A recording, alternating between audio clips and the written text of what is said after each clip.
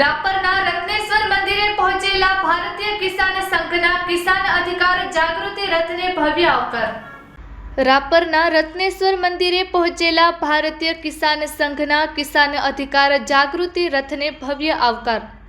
રાપર તાલુકા ભારતીય કિસાન સંઘના પ્રમુખ શ્રી કુભાભાઈ રાજપૂત, પૂર્વ પ્રમુખ કરમસિંહભાઈ પટેલ, ખીમાભાઈ કારોત્રા અને સર્વ ટીમ અને વિશાળ સંખ્યામાં ઉપસ્થિત કિસાનોએ જિલ્લા ભારતીય કિસાન સંઘનું કર્યું સ્વાગત। કચ્છ જિલ્લા ભારતીય કિસાન સંઘના જિલ્લા ઉપપ્રમુખ કચ્છ કેર ટીવી ન્યૂઝના પ્રશ્નનો જવાબ ન આપી શક્યા। Report by Ghanshyam Barot, Kutch care TV news, Rapar.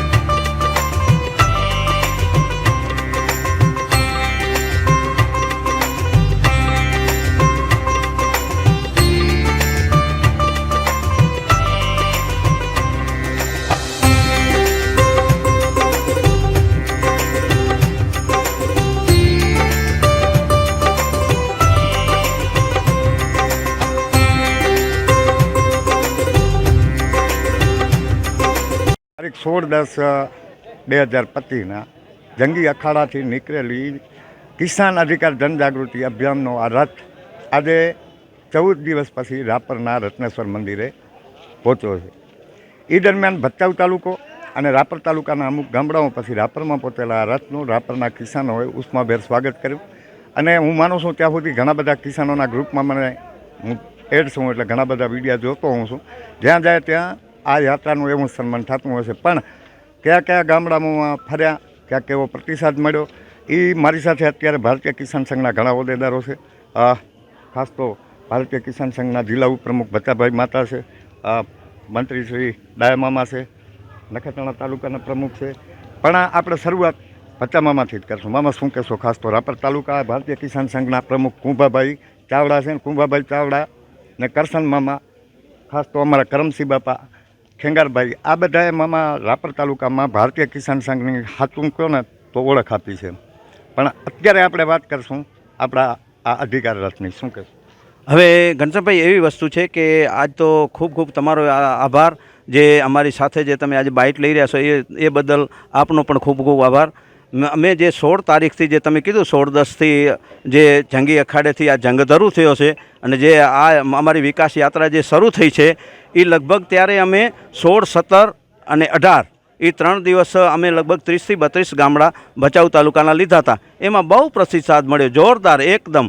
પછી અમે થોડાક દિવસ વિરામ રાખ્યો, પછી પાછા 3 દિવસ બીજા અમે ભચાઉ તાલુકામાં જે અમારા ગામડા રહી ગયા હતા 30-31 ગામડા, એટલે લગભગ 60-62 ગામડા ભચાઉ તાલુકાના અમે જે ફર્યા છીએ, અમારો રથ ફર્યો છે, એમાં ગામડે ગામડે ઘનશ્યામભાઈ એવો પ્રતિસાદ મળ્યો છે કે જોરદાર, કે તમે આગે બળો, અમે તમારી સાથે જ છીએ. બધાય ખેડૂતો અમને એમ જ કહે છે કે જે આપણો અધિકાર છે એ માંગવા તમે જે 9 મુદ્દા લઈને નીકળ્યા છો એ અધિકાર લઈને જ આપણે જંપીશું, એવા મને પ્રતિસાદ મળે છે. પછી આપણે લગભગ અમે કાલથી આપણે શરૂ કર્યું છે. અમે રાપર તાલુકાની અંદર જ્યારે નીકળ્યા ત્યારે અમે કુડાથી આ જંગ શરૂ કર્યો છે. કુડાથી લગભગ કાલે 9-10 ગામડા લીધા છે. આજે પાછા અમે આજ 9-10 લીલ પરથી અમે શરૂ કર્યું છે અને 9-10 ગામડા આજે લેવાના છે. આજ રત્નેશ્વર મહાદેવે અત્યારે અમારી શૈલી અત્યારે સભા છે અને જમણવાર છે, અને પાછા બીજા ગામડામાં અત્યારે અમે જવાના છીએ. જી, ખાસ તો કુંભાભાઈ આપણા તાલુકામાં જ્યારે રથનું આગમન થયું છે, શું કહેશો? ઘનશ્યામભાઈ, પહેલો તો કચ્છ કેર ટીવીનો ખૂબ ખૂબ હૃદયપૂર્વક આભાર. અને આપ જોઈ રહ્યા છો કે અત્યારે તાલુકા આપણે રાપર તાલુકાની અંદર ભારતીય કિસાન સંઘ જિલ્લા અને પ્રદેશના આયોજનથી આ ખૂબ સારું કાર્ય થઈ રહ્યું છે. અને કિસાનોના એટલા પ્રશ્નો છે ને ઘનશ્યામભાઈ, માથાના મોવારા એટલા પ્રશ્નો છે ખેડૂતોને. એમાં જ્યાં રાપર તાલુકાને લાગે વર્ગે છે ત્યાં હું વાત કરું કે કોઈ ખેડૂતોનું સાંભળવાવાળું નથી. મિત્રો, એવા રેઢાઓ થઈ ગયા છે કે ખેડૂતો જાય કે નાના પ્રશ્નો પણ સોલ્વ થતા નથી. એટલે આવા ખરેખર હું તો એક રાપર તાલુકાના પ્રમુખ નાતે કહું કે જો આ રેઢા જો ખેડૂતોના જે 9 મુદ્દા લઈને નીકળ્યા છીએ, જો આવનાર સમયમાં જો આ પ્રશ્ન હલ નહીં થાય તો હું તો અત્યારે મને જે અમે પ્રવાસ કરી રહ્યા છે અને ખેડૂતોનો મને જે વિશ્વાસ એક ખેડૂતો પાવી રહ્યા છે કે જો આ 9 મુદ્દા ખેડૂતોના પ્રશ્ન હલ નહીં થાય તો આવનારો સમય જે પણ સરકાર હશે એ ઘરે જશે, એમાં કોઈ બે મત નથી અસ્તુ. જ્યારે આપણે લગભગ ધન્યવાદ એમને મેં આપીએ કે જ્યારે નર્મદાનું પાણી હતો ત્યારથી કરીને આપણે જે એક ચોથો થંભ કહેવામાં આવે એણે જ્યારે મહેનત કરી અને કચ્છને જ્યારે પાણી મળ્યો છે ત્યારે એક પહેલો તો ચોથો થંભ તમને કહીએ કે મીડિયા આજે જ્યારે સોશિયલ મીડિયાનો જમાનો છે ત્યારે જ્યારે અમારી નાનકી વાત આપણા ખેડૂતોની બધાની ભેરી લઈ અને જ્યારે અહીંયા પહોંચાડતા હો ત્યારે એક તમને આહવાન કરું છું. અને બાકી વાત રહી કિસાન સંઘની. કિસાન સંઘ જ્યારે રથ નીકળ્યો અને ઉંથી આવી રીતના નીકળતા ભચાભાઈએ તમને વાત કરી, કુંભાભાઈએ કીધી, પણ હકીકતથી જે અટાણે માણસ છે ને એ માણસની અમુક હદ હોય. હવે આજે સ્પ્રિંગ દબાણી છે, એનું લિમિટ હોવું જોઈએ કે માણસ કોઈ પણ અધિકારી આપણે ચૂંટતા હોય કેના માટે ચૂંટતા હોય કે વ્યવસ્થા માટે. અને એ વ્યવસ્થાના ભાગરૂપે જો ખેડૂતના પ્રશ્ન હલ થતા હોય તો આપણે રથ લઈને નીકળવો ન પડે. આ રથ લઈને નીકળવાનું કારણ એ છે કે જ્યારે કોઈ સાંભળતો નથી ત્યારે નીકળવો પડે. અમે આજે લગભગ સતત ત્યાંથી રવાના થયા, એમ ગામડે જઈએ, સારા માણસો એ કહે છે કે ભાઈ હકીકતથી બલરામ ભગવાન આપણે બધાને ખેડૂતોને શક્તિ આપે અને સંગઠન આગળ વધે અને ખેડૂતોનું હિત જળવાઈ રહે. પાણી, ભાવ અને વીજળી ખપે છે. આ જે સબસિડી એની કોઈની જરૂર નથી. અને જે અન્યાય થાય છે થાંભલા માટે એનો પૂરો ન્યાય મળે. એક એવો પરિપત્ર મળે કે થાંભલામાં નાના સામાન્ય માણસને, મોટા માણસને અને નાનકા માણસને એવો ખ્યાલ પડે કે આ થાંભલો નીકળ્યો, મને આવડો વળતર મળશે, તો કોઈ આપણે સંઘર્ષ કરવાની જરૂર નથી. જેની સરકારવાળી મોબારક, નહીંતર આ પ્રજા જાગી છે, કોઈની થઈ નથી અને થશે નહીં. પ્રજા છે એની સરકાર હોવી જોઈએ.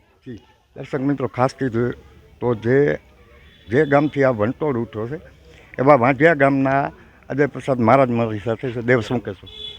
મારું નામ અજય રાવલ છે, વાંઢિયાથી છું. હું એક ખેડૂત છું અને જે કોઈ ન કરી શકે એ કિસાન સંઘ કરી શકે, એ મારો જાતીય અનુભવ કહું હું તમને.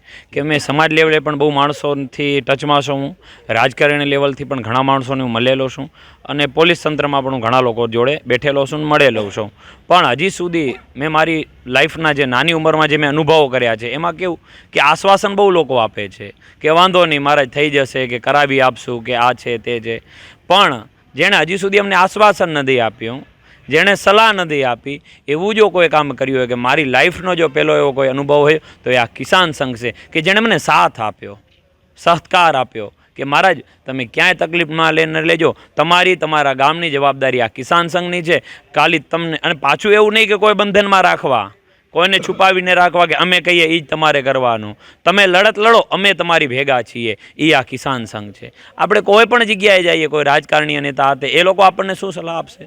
અમે કહીએ એના પછી તમે આગળ વધજો. અને આ કિસાન સંઘ આપણને શું કે તમને કોઈ આંગળી ચીંધે તો તમને બધી છૂટ છે, બાકી અમે કાયમિક તમારી ભેગા છીએ. એટલું આ કિસાન સંઘ જે કરી શકે એ બીજું કોઈ ન કરી શકે, એ મારો જાતીય અનુભવ છે. એટલા માટે હું આ કિસાન સંઘનો ખૂબ ખૂબ આભાર માનું છું કે આપની જે લડત છે, લડતની અંદર હું આજીવન આપની સાથે છું. અને જે બીજા કચ્છના આપણા જે ખેડૂતો છે એ લોકોને પણ વિનંતી કરું છું કે આપણે સૌ જાગૃત થઈએ અને આજે જનજાગૃતિ અભિયાન માટે જે એક સંકલ્પ લીધો છે 600 ગામડાઓનો, તો જે પણ તમારા ગામડે આવે કિસાન સંઘ તો તમે સાથે જોડાઓ અને એ લોકોને સાથ સહકાર આપો. જે અમે ગયેલા ગામડાઓમાં જ્યાં ગયા છીએ એમણે ખૂબ આપ્યો અને એનાથી પણ એ લોકોએ સાથ પણ આપવા તૈયાર છે કે અમને રિંગ કરજો, અમે તમારી સાથે ક્યારે પણ આવવા તૈયાર છીએ. એમાં ઘણા ગામડા એવા પણ હતા કે એ લોકોએ કીધું કે અમે તમારી જોડે 600 ગામડા કરવા તૈયાર છીએ. પણ કિસાન સંઘ કે નહીં, તમે ખેડૂતો છો, તમે તમારું કામ પણ કરો, તમારી જરૂરત પડશે ત્યારે તમે હાજર રહેજો. તો આપ સૌને એક વિનંતી કરું છું એક ખેડૂત તરીકે અને આપનો એક પુત્ર, આપનો ભાઈ સમજીને કે આપણી જે ભુજ મહાસભા જે કરવાના છીએ આપણે,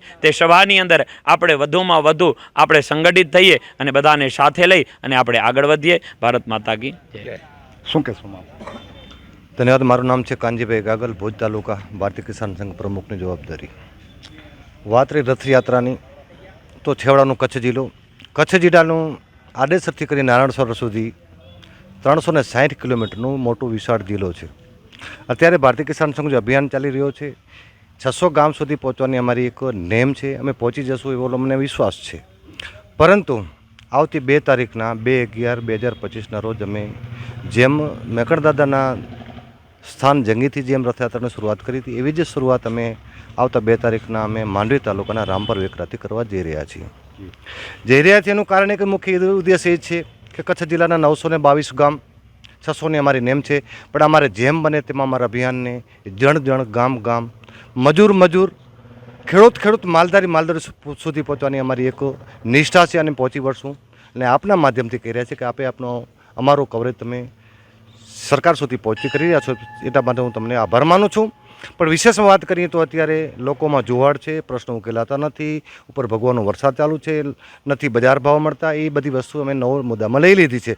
અન્યથા આવતા સમયમાં જો સરકાર અમારી વાત નહીં સાંભળે તો એક મુખ્ય સમજી લો કે ખેડૂતને ખેતરમાં કામ કરવા દો, રોડે ન ચડવા દો, એવી અમારી નેમ લઈને બેઠા છીએ. અન્યથા જો સરકાર નહીં માને, જો માની જશો તો અમે અમારે ઘરે જઈશું, અને છતાં નહીં માને તો સરકાર એને ઘરે જાય એવો ઉદ્દેશ લઈને અમે નીકળ્યા છીએ.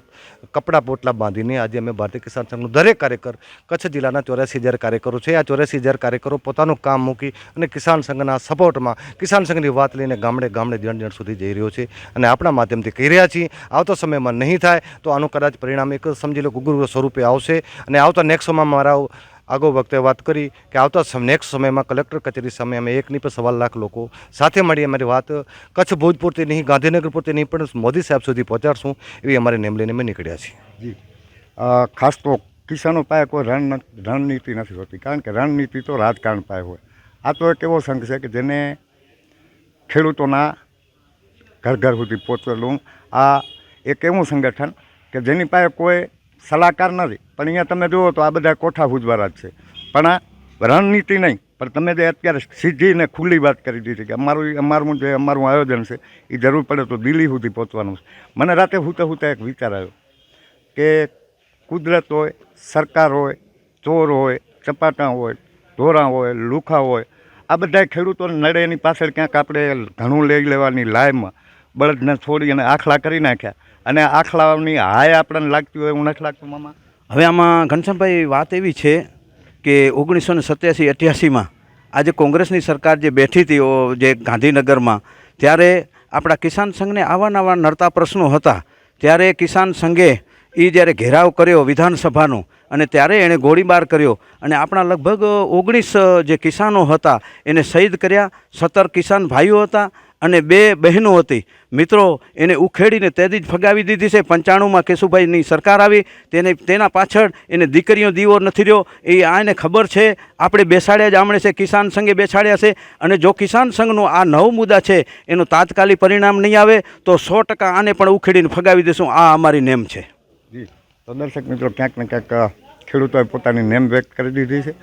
જ્યાં ગયા ત્યાં હું વિડીયો જોતો હું છું, ખૂબ મોટો પ્રતિસાદ મળી રહ્યો છે.